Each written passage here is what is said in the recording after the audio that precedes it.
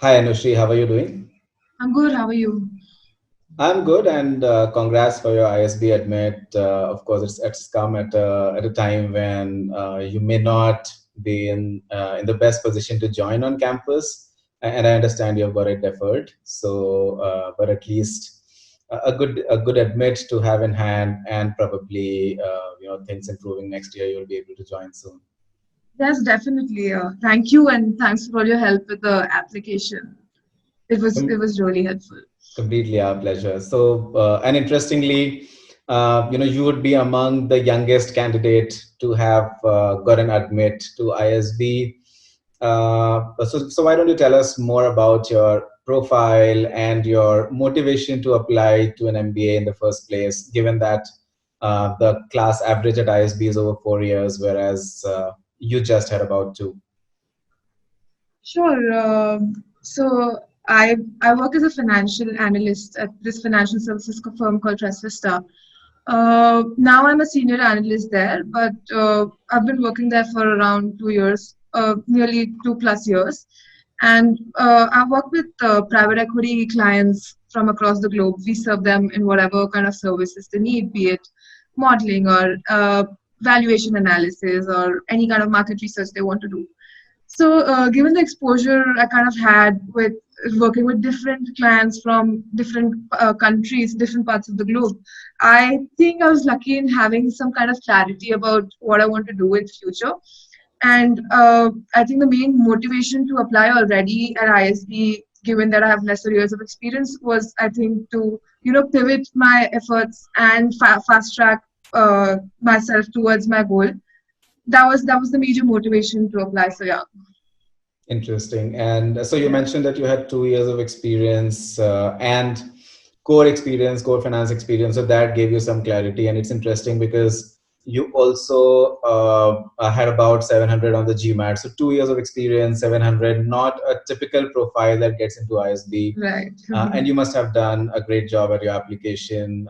And a lot of candidates, when they apply with these deviations on very high or very low experience, they find it challenging to understand what to present because they don't have a much to tell or a lot of experience or a lot of stories to tell. Right. So what was your approach to the application and the primary areas that you focused on? Sure. Honestly, when I gave my GMAT, if I haven't told you already, I applied as a while for the YLP applications back in 2017, and that time my score wasn't up to 700 also. Right. Now, this time also I was a little skeptical about applying, because I have only 2 years of experience, 700 GMAT score, both below average. But then I was determined that I want to apply, and then I'll see what happens. My major focus was, to focus on areas on my technical skills, the kind of experience I've had, the kind of exposure I've had, to talk about all this in my application because. Uh, of, so I've heard finance female candidates in ISB are preferred. So I thought I'll highlight that and maybe take a chance. I think that was my main go-to strategy with my application. Interesting. And obviously, through the essays, you would have presented good stories and good achievements, through the 2 years that you were able to work with Dress Vista. Right. So I remember you had approached us, of course, with this concern that you had less experience and a GMAT that was not super high. And when you worked with us, you were assigned a mentor who was an ex-admissions officer and a consultant with a finance background. Right. So how did that help? And overall, working with ISBmantra, how did your thought process get refined? How did you benefit from the entire support? So obviously, as you mentioned, I came in a little underconfident when I came in for my applications, and it was just about a month to the deadline.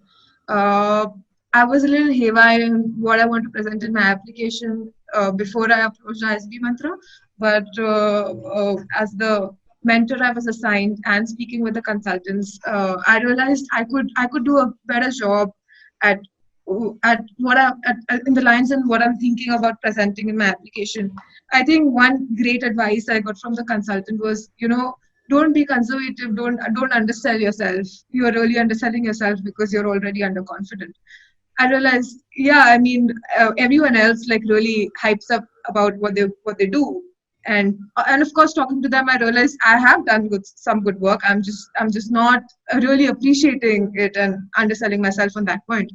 So talking to them also like gave me a lot of confidence, a perspective about what kind of things I need to put in my essay, in my application, about the kind of experiences I need to highlight, and the way to put it forward to to make it look like, or for the person reading it to realize that it really made an impact, which it did, which I wasn't thinking in my head at that point of time.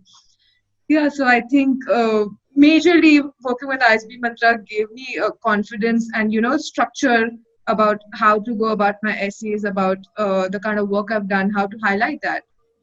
Yeah, Right. No, that's a very good point that you mentioned, that a lot of candidates, when they come with anything that is not up to the mark, whether it's their work-ex or GMAT, so you tend to get defensive. You try to present things in your application which will compensate what you don't have.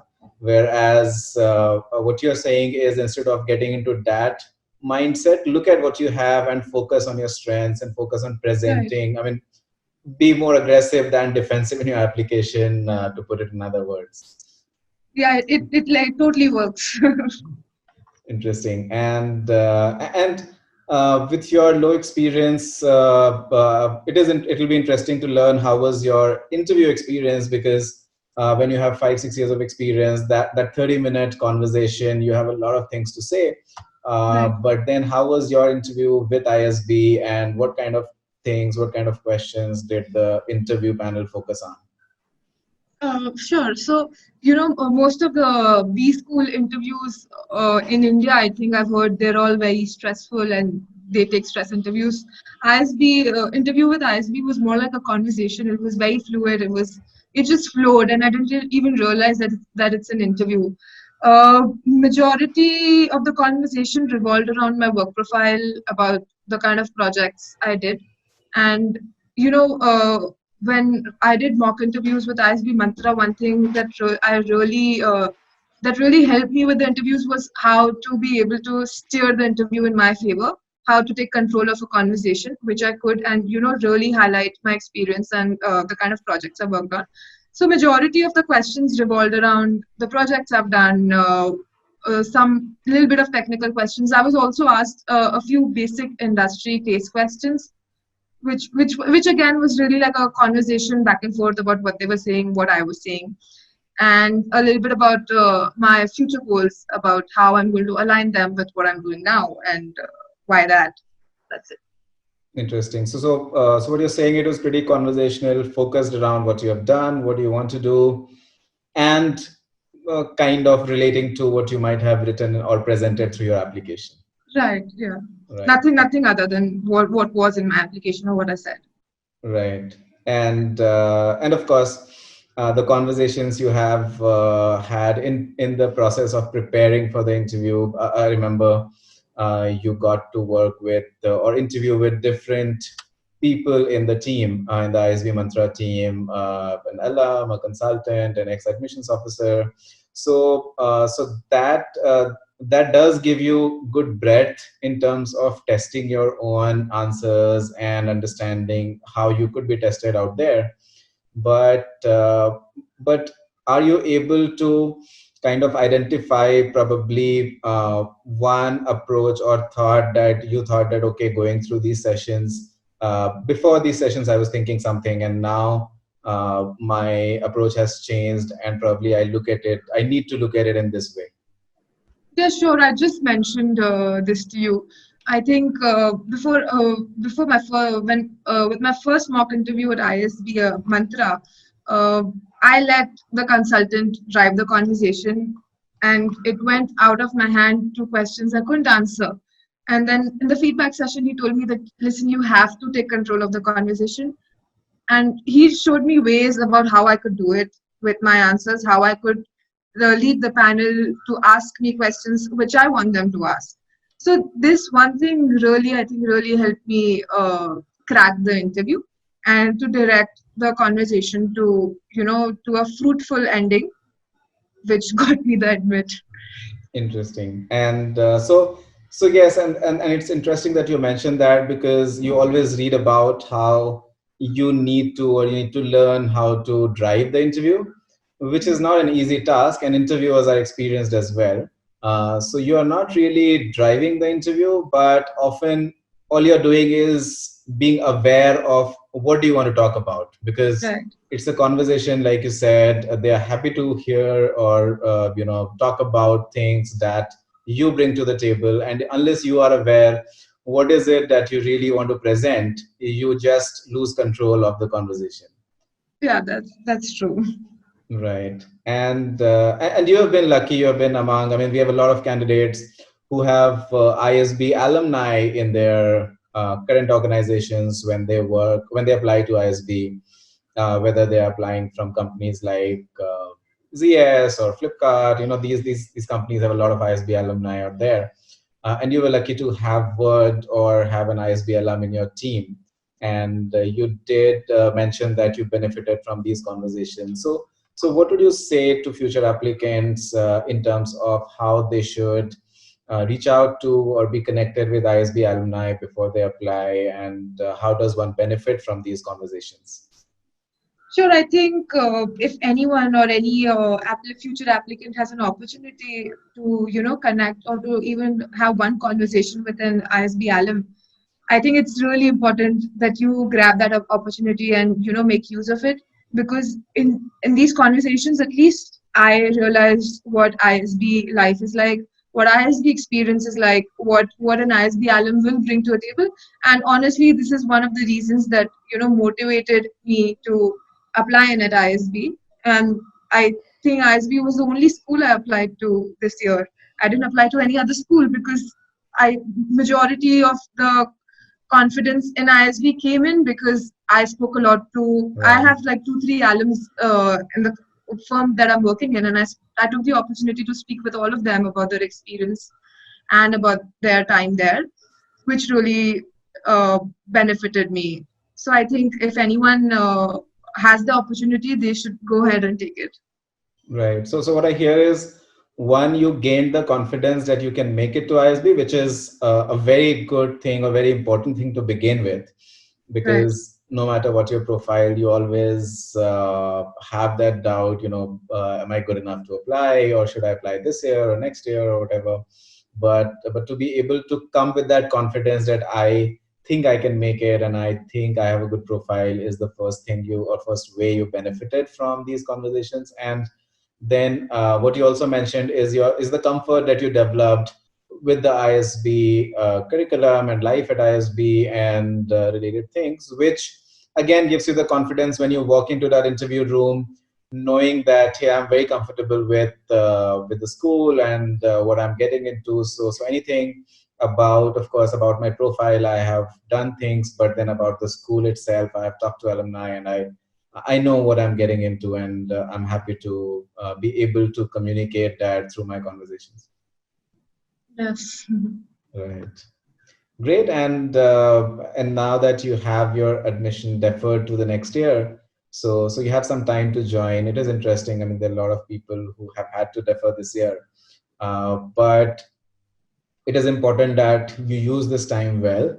And I've talked to different people who have deferred, and some of them are looking to take up a few courses online. Some of them are continuing with their current job. So what are your plans for the next few months, especially that you have less experience, so you might be thinking of preparing yourself better once you start your program. So how do you plan to use the time ahead?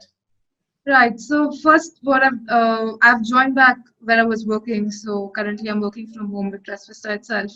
Other than that, I'm really focusing on developing my curricular activities because I wasn't in at home for the longest time, and now I have time. So I've taken back on some tour on playing tennis, doing those things, and I'm also developing a reading habit, reading about finance and all that. Yeah, that's majorly what I'm planning to do and what I'm doing in this period. Interesting. Yeah. And of course, with an additional year of experience, what I would add is you will become an interesting candidate for recruiters once you graduate from ISB, because you would have spent 3 good years working in finance and all that you would do to further upgrade yourself through the courses and reading that you do. Right. Great.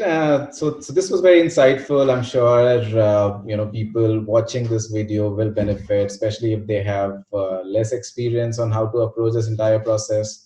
And I hope you are able to make good use of the time that you have ahead. So thank you so much for taking out time, and wish you all the best for all that you're doing, and of course your career after ISB.